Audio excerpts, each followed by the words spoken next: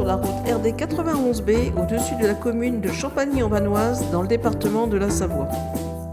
Construite au-dessus des gorges de la Pontille, le maître d'ouvrage, le département de la Savoie, lance les travaux de réhabilitation de cette route départementale tout en conservant la circulation routière par alternat.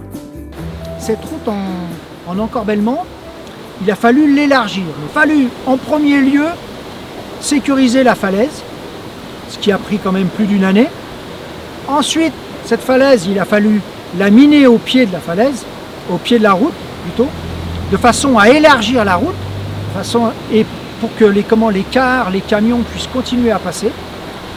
Une fois que ça a été fait, il a fallu préparer les travaux pour élargir la route et refaire la route, refaire les encorbellements qui étaient en très mauvais état à cause du dessalement tout l'hiver. Ce qui se pose comme problème sur ce genre de route, c'est la sécurité. Déjà la sécurité des usagers en premier lieu, mais pendant le chantier, il y a la sécurité du personnel. Là, il fallait réussir à mettre en sécurité le personnel qui allait travailler sur la route.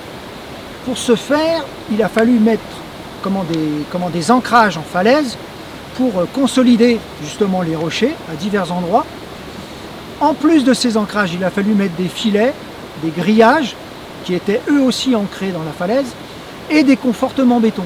L'ensemble permettait de garantir la sécurité non seulement des usagers et du personnel qui allait travailler dessous.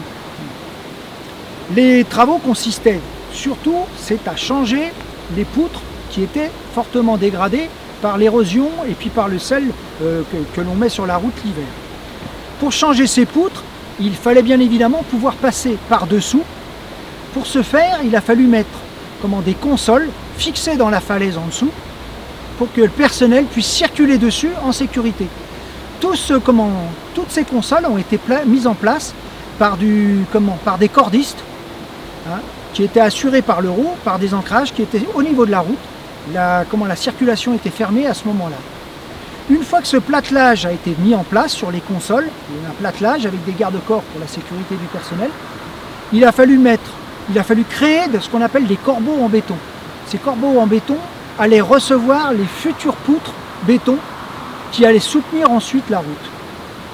Une fois que ces corbeaux-là ont été faits, il a fallu démonter les anciennes poutres qui étaient dégradées. Une fois que ces poutres ont été démontées, on les a remplacées par des neuves. Ces neuves, par-dessus, on a coulé une dalle, ce qu'on appelle une dalle de répartition, une étanchéité, et ensuite a été mis en place les enrobés pour faire la finition de la route. À la suite de tout ça, des glissières de sécurité ont été mises en place. Et une fois que ces glissières de sécurité ont été mises en place, tout le système de platelage et de console a été démonté, toujours par des cordistes et par des nacelles en négatif, tout en fermant la route. Il faut savoir que ce type de travaux, tous ces travaux-là, ça a duré 2 ans.